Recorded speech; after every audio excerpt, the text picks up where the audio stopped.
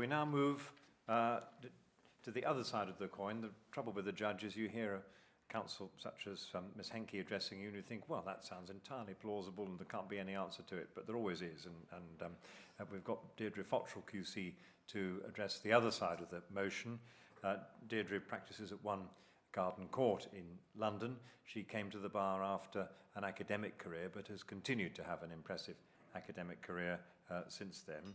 For 3 years, until recently, she was co-chair of the Association of Lawyers for Children. She too is well placed to speak on this motion. So over to you, Deirdre. I don't know if you want to go across to the... Thank you. Yes, like me, you're better thinking on your feet. I'm not sure I'd say I was thinking. But anyway, thank you very much, President and colleagues. I should start by saying when I was first contacted by Mrs. Justice Tice about speaking in this debate, and she said to me that the motion was should the age of majority be reduced to 16. And of course, my immediate response was, yes, what an excellent idea. And then she told me that she'd like me to argue against the motion. It's probably also right to say that having had the opportunity to have a brief discussion with Oscar Hatfull, who's going to follow me, I think, in terms of speaking for the motion, it may well be that the House might reach the position that not only should the age be reduced to 16, but perhaps it should be reduced to 13 or even lower, because Oscar has told me about his experiences over the last 4 years advocating to children for children's rights. So having said those introductory remarks, I should also say that Shabina and I, having had the opportunity to think perhaps more deeply about the motion than my initial response to be in favour of it, we hope to seek to persuade the House that the House should vote against the motion. And in looking to do so, I'm going to talk a little bit about international law and to talk a little bit about international standards and the importance of having universal standards in relation to things like the age of majority. And Shabina is going to talk in some detail about issues around child marriage. But in my 15 minutes, I'd like to pose a few questions for the House to consider, starting with thinking a little bit about why we might have an age of majority and what the purpose of having an age of majority is. I'd like to also then go on and think about where our concepts of childhood come from and why it is necessary to have beginnings and ends to these concepts. And then I'll talk a little bit about how the UN Convention on the Rights of the Child set the standard for childhood. And then I'll give a very extreme example to support my argument as to what happens when you lower the age and the consequences of it, looking particularly at the optional protocol on protection of children in armed conflict. One of the difficult things, I think, about a motion like this is the tendency is to view the question of whether the age of majority should be reduced to the age of 16 from the point of view of civil and political rights only. And of course, when one talks about civil and political rights, there is naturally a focus on children's autonomy, and there's naturally a focus on the importance of children's participatory rights. But it's really important when you talk about the age of majority to recognise that you're looking at the full canon of rights. And it's a much more complex picture when you move from looking at civil and political rights to also look at economic, social and cultural rights. It's also, we would say, reductive and potentially quite dangerous to focus in on adolescent autonomy, because arguments around adolescent autonomy are very much centred on participatory rights. But when you talk about children's rights from the perspective of social, economic and cultural rights, you also have to remember that what underpins the age of majority and what underpins protective legislation, particularly on an international level, are key pillars of the Convention around protection of children from harm, prevention of exposure of children to harmful practices, and those things travel together with participatory rights. So if we look at children's age of majority through the question of the full canon of rights, then a much broader set of issues come into play and a much more complicated and complex picture emerges. It's helpful perhaps to think a little bit about why we have an age of majority and why the age of majority has been set at where it has.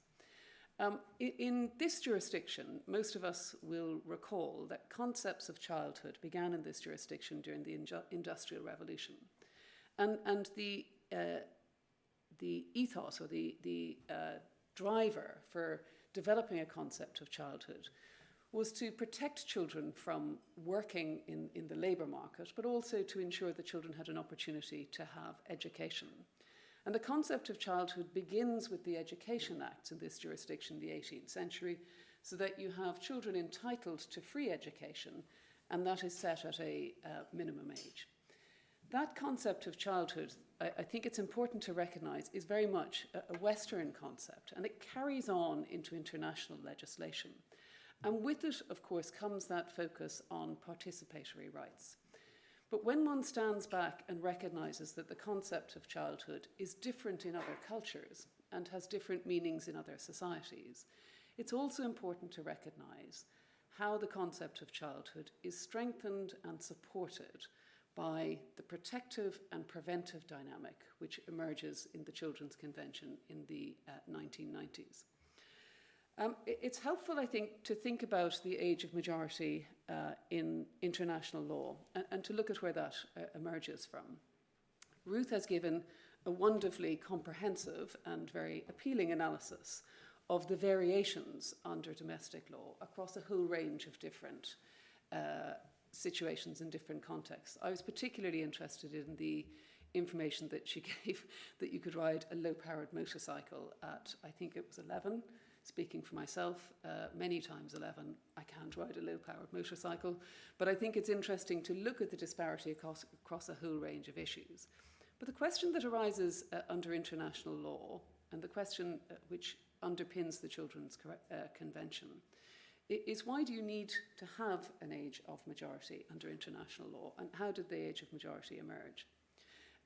Colleagues will probably know that Article 1 of the Children's Convention, because it's repeated, of course, in the Children Act, Article 1 of the Children's Convention sets the definition of a child as a child being a person under the age of 18 unless the age of majority is attained earlier.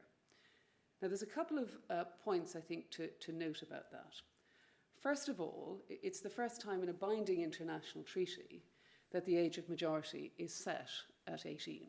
And it's enormously significant because the intention of the drafters of the convention was to raise the age of majority, not to lower it. Second point to note is that the convention itself allows for exceptions.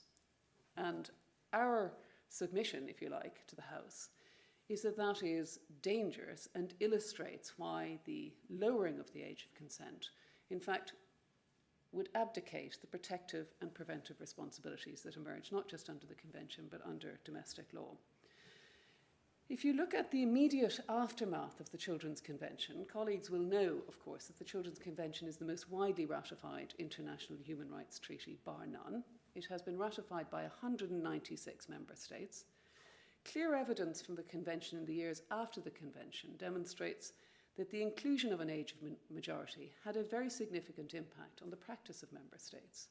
So in the years after the Convention was passed in 1989, over half of the countries who had signed up to the Convention raised the age of majority to 18.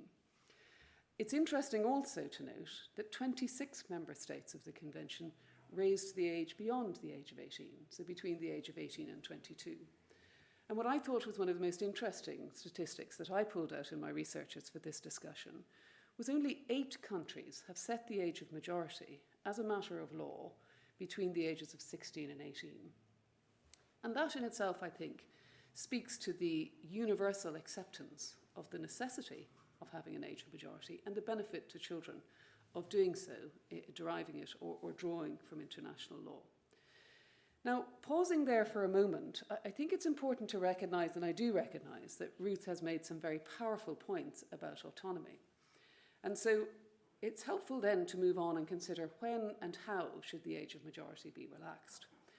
And it seems to us that the answer to that question lies within the Convention itself, and it lies also within the practices that have been imported from the Convention into domestic law. So the Convention has 2 core principles that are the drivers for participatory rights. One is the concept of evolving capacities, and the second is the concept of best interests.